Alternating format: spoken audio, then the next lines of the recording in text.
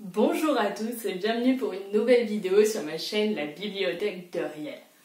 Aujourd'hui on se retrouve pour une vidéo que je n'ai jamais faite, c'est la vidéo ma PAL de l'été, donc ma pile à lire de l'été. C'est en gros les romans que j'avais dans ma pile à lire et que j'ai envie de lire cet été. Donc j'en ai sélectionné un grand nombre quand même, je ne sais pas si j'aurai le temps de lire tout ça cet été mais on verra bien. Et je vais vous les présenter un peu et vous dire lesquels m'attirent le plus et lesquels m'attirent le moins. On va commencer avec le premier tome de La Passe Miroir qui s'appelle Les Fiancées de l'hiver, qui est écrit par Christelle Dabo. Donc en gros, La Passe Miroir, c'est l'histoire d'une jeune fille qui s'appelle Ophélie et qui a des dons. Elle peut lire le passé des objets et traverser les miroirs. Et en fait, elle va être fiancée à un homme et elle ne sait pas trop pourquoi et elle va devoir quitter sa famille et découvrir toute l'histoire qui se cache autour de ce mariage, etc. Donc c'est un roman qui a fait beaucoup parler de lui. En fait, c'est une saga, La Passe Miroir, et c'est vrai que j'en ai entendu énormément parler, notamment sur Instagram avec Maximus7 Book Addict. Je vous mettrai le nom de son Instagram. Et aussi dernièrement, Audrey Le Souffle des mots en a parlé. C'est vrai que j'ai un peu peur de le lire parce qu'il a l'air d'avoir plu à tout le monde. Et pourtant j'ai peur qu'il ne me plaise pas parce que vous savez, des fois quand on vous dit énormément de bien sur un livre, vous vous en faites une idée qui est géniale. Et après quand vous le lisez, des fois vous êtes un peu déçu. Donc c'est un petit peu ma peur avec La Passe Miroir. Mais j'ai hâte de le lire quand même. Même si j'ai un peu peur de mon avis, parce que je pense que si il me plaît, mais pas plus que ça, je risque d'être vraiment déçue par rapport à tout le bien que j'en ai entendu. Le deuxième roman, c'est pas vraiment un roman d'été parce qu'il est un petit peu noir, mais je trouve que justement il contrastait un peu avec tous ces romans que j'ai mis dans ma pile à lire qui sont un petit peu romans d'été, romans légers, etc. Et j'aime pas lire que des choses comme ça non plus pendant toute une période, même si c'est l'été, même si on est en vacances, etc. Donc j'ai aussi prévu de lire un roman qu'une amie m'a offert, merci encore. Et donc le roman c'est Lumière Noire de Lisa Gardner. En gros ça parle d'une fille qui est retenue pendant 472 jours par son bourreau. En gros elle est kidnappée, elle réussit à s'échapper et après elle se refait kidnapper. Et là vraiment il y a une enquête qui se fait qui est énorme parce qu'on se doute que si elle a été kidnappée une deuxième fois, elle risque pas de s'évader une deuxième fois. Donc c'est l'histoire, c'est une histoire un peu de policier, thriller, etc. Et j'ai hâte de le lire parce que je lis quand même pas mal de policiers. Enfin pas énormément, c'est pas le genre littéraire que j'ai le plus, mais j'adore en lire. Et donc je pense que ça me fera du bien après toutes mes lectures un petit peu légères que j'ai mis dans ma PAL. Enfin toutes ces lectures qui se ressemblent un peu en soi, enfin même si elles peuvent être géniales, mais elles se ressemblent un peu. Donc j'ai mis Lumière Noire pour contraster un petit peu avec tout ça et pour me changer un peu de genre littéraire. Ensuite, on a Partir, laisser, se retrouver de Hadi Assed. J'espère que je dis bien les noms, mais bon, c'est comme d'habitude, vous avez l'habitude, vous. C'est un roman en fait que j'ai acheté dans un lot sur Vinted et j'avais pas trop regardé les résumés parce que j'avais envie un peu de me faire une surprise. Donc pour l'instant, j'en ai lu un de ce lot et il y aura bientôt la vidéo sur ma chaîne YouTube. Enfin, elle sera peut-être déjà sortie quand celle-ci sortira. Je ne sais pas trop, on verra. Mais bref, Partir, laisser, se retrouver, c'est un petit peu spécial parce que j'étais en train de regarder la quatrième de couverture pour vous faire un résumé. Et il n'y a pas de résumé, il n'y a que des avis et il y a marqué pour en savoir plus sur l'intrigue, rendez-vous au Verseau, sauf que le Verseau c'est ici. Donc le résumé c'est Partir, laisser, se retrouver. Donc c'est vrai que c'est assez intriguant, c'est assez mystérieux, mais surtout ouais, du coup ça donne envie d'en savoir plus. C'est quand même un parti pris un peu risqué de la part de la maison d'édition Hachette, mais moi ça me plaît, donc j'ai hâte de le lire. Je pense que ça peut me faire vraiment un petit... J'ai l'impression que c'est un truc un peu en road trip, je sais pas si c'est vrai ou pas. Un truc un peu où quelqu'un se détache de tout pour partir en road trip, donc je trouve que ça fait bien vacances, ça fait bien roman d'été, etc. Donc j'ai vraiment hâte de le lire, ça a l'air d'être un roman qui se lit bien, il est quand même pas trop long, il fait 400 pages. Et donc voilà, il m'attire bien, donc ça faisait quand même un petit moment que je l'avais dans ma PAL, mais j'ai hâte de le lire. Ensuite, on a le tome 1 des 7 sœurs, c'est une saga où il y a 6 ou 7 romans, je sais plus. C'est écrit par Lucinda Riley. En fait, pourquoi je lis ce roman? Alors c'est une histoire un petit peu complexe, mais faites comme si ça vous intéressait. Donc en gros, j'étais dans un magasin de livres d'occasion et j'ai vu le tome 2 de ce roman et c'était une édition anglaise, mais vraiment magnifique. Donc j'ai acheté le tome 2 en anglais, qui n'est même pas de la même édition que ça, donc ça va être très moche dans ma librairie, mais bref. Ce que je me suis rendu compte après avoir acheté le tome 2, que c'est bien parfois de lire le tome 1 avant de lire le tome 2. Et du coup j'ai acheté le tome 1 en français dans pas la même édition, donc ça va pas être très joli dans ma bibliothèque. Mais bon, c'est déjà pas incroyable comme vous pouvez le voir au-dessus de moi, donc j'ai hâte de lire quand même Les 7 sœurs, même si ça va gâcher ma bibliothèque. C'est quoi l'histoire? C'est un milliardaire qui a adopté 7 filles, et à un moment il meurt, voilà. Et en gros, en héritage, il laisse un indice à chaque fille pour pouvoir retrouver leur famille, etc., leurs origines.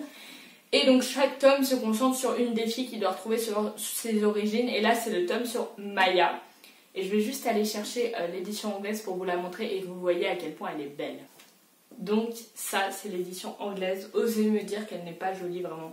C'est un style de couverture, etc., genre avec les lettres comme ça et tout, que j'aime trop. Et je trouve vraiment ça fait vieux livre, etc., parce qu'il est abîmé, parce que voilà. En plus c'est en anglais, j'adore lire en anglais, mais bon voilà. Clairement, on voit la différence entre le tome 1 et le tome 2. Genre, c'est pas du tout la même édition, c'est même pas la même langue. Mais bon, je pense que la lecture va quand même me plaire. Donc, il y a aussi le tome 2, bien sûr, dans la PL. Enfin, il y a tous les tomes si le premier me plaît. Et sinon, tant pis, je le revendrai le tome 2. Donc, voilà.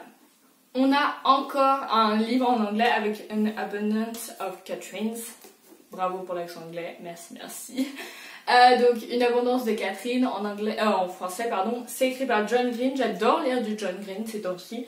J'avais lu très peu de romans de lui et d'un coup je me suis mise à tous les lire, et vraiment c'est un auteur que j'apprécie beaucoup, même s'il est un peu controversé par exemple par rapport à Qui es-tu Alaska, où en fait j'ai fait une vidéo dessus qui sortira au moment où je fais cette vidéo là, enfin bref, très compliqué pour vous à comprendre.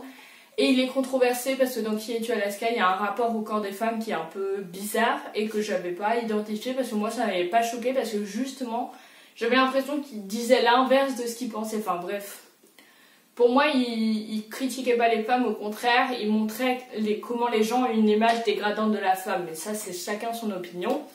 Et donc je vais quand même lire Une abondance de Catherine. Donc quelle est l'histoire? En gros c'est un garçon surdoué qui est sorti avec 19 filles qui s'appellent Catherine, et quand la 19e fille le largue, ou lui il la largue, je sais plus, eh bien il décide de partir et je crois qu'il veut faire une découverte ou quoi, vu qu'il est très intelligent. Bref, ça m'a l'air d'être un roman tout léger qui se lit très vite. Je trouve que John Green par contre il fait beaucoup de romans un peu en genre road trip, en genre découverte et tout. Après moi c'est un style qui me plaît bien, mais j'ai l'impression que c'est un peu souvent la même chose quand même, mais bon. C'est pas un problème parce que c'est juste un petit roman d'été que je vais lire en voiture, donc voilà. C'est encore une fois en anglais parce que pareil je l'ai acheté dans un magasin de livres d'occasion. Et ça fait... Non, je l'ai acheté quand j'étais en Angleterre et je suis partie en Angleterre il y a 2 ans. Donc ça fait 2 ans que ce livre est dans ma PAL. Donc là, il faut vraiment que je le lise cet été. Ensuite, on a un roman que je viens d'acheter, c'est Broadway Limited, pardon pour l'accent encore une fois. De Malika Ferdjouk. Donc j'en ai beaucoup entendu parler sur la chaîne YouTube Audrey le souffle des mots, et ça m'a donné très envie. Alors en gros c'est l'histoire d'un garçon qui a un prénom un peu de fille je crois, et qui sans faire exprès en 1948 est placé dans un internat pour filles, et donc ça raconte son histoire, etc. Avec beaucoup de musique, je crois qu'il joue du piano ce jeune garçon, donc etc. C'est un roman qui est énorme, je crois qu'il fait genre... Ouais, il fait 600 pages, mais je m'y attendais pas du tout sur les vidéos, j'avais l'impression qu'il était tout petit. Donc ça a été une vraie surprise quand je l'ai reçu, mais c'est cool parce que ces temps-ci j'aime bien lire des livres qui sont plutôt conséquents. Donc j'espère que ça va être une bonne lecture, sinon Audrey le souffle des mots, je t'en voudrais beaucoup. Donc voilà, ces temps-ci j'ai acheté beaucoup de livres, mais je lis également énormément. Donc voilà, ça fait partie des livres que j'ai achetés cette semaine. Et j'ai trop hâte de le lire, et ça me semble être assez léger, assez facile à lire, donc je l'ai mis aussi dans ma PAL de l'été. Le dernier roman de ma PAL, c'est Le ciel est partout de Jandy Nelson. Encore une fois, c'est une recommandation de Audrey le souffle des mots. En fait, plus je regarde sa chaîne et plus moins j'ai d'argent, parce que vraiment c'est une horreur. Dès que je vois qu'elle parle d'un livre, je le note sur un post-it. Et je fais des commandes et j'achète tout ça d'un coup. Et c'est une horreur pour mon porte-monnaie. Donc voilà. Mais ce livre me donne trop envie parce que vraiment elle l'a présenté comme un coup de cœur. Et je pense qu'on a à peu près les mêmes goûts littéraires parce qu'à chaque fois qu'elle a dit quelque chose sur sa chaîne, j'ai ressenti à peu près le même avis, donc voilà. Le ciel est partout, c'est l'histoire d'une jeune fille qui vient de perdre sa sœur et qui en fait se questionne un peu sur comment va être sa vie après. Est-ce qu'elle peut encore tomber amoureuse après ce qui lui est arrivé et la difficulté en fait de ressentir de la joie après un deuil alors qu'on a l'impression qu'on doit être tout le temps triste. Enfin voilà, c'est vraiment une question d'adolescence, etc. Et je trouve que c'est un roman qui a l'air très beau, très triste aussi, donc ça fait pas trop PAL de l'été, mais bon, je me suis dit qu'il était rapide à lire, il fait 400 pages, donc ça devrait aller. C'est un petit roman très sympa, je pense. Il m'a donné beaucoup envie, donc pareil, je le place dans la PAL de l'été. Si un de ces romans te donne envie de le lire, n'hésite pas à le lire toi aussi, à me donner ton avis sous cette vidéo. Tu peux dire à ton avis combien je vais vraiment en lire sur tous ces livres, parce que bon, moi je me connais, je respecte jamais ce que je dis, donc je vais peut-être lire un de ces livres, mais bon, franchement, je pense pas que je les lirai tous cet été. Déjà, il y en a quand même un nombre considérable, mais voilà. Si cette vidéo t'a plu, tu peux penser à t'abonner à ma chaîne YouTube, à laisser un commentaire, à mettre un like, je crois que ça s'appelle. Et voilà.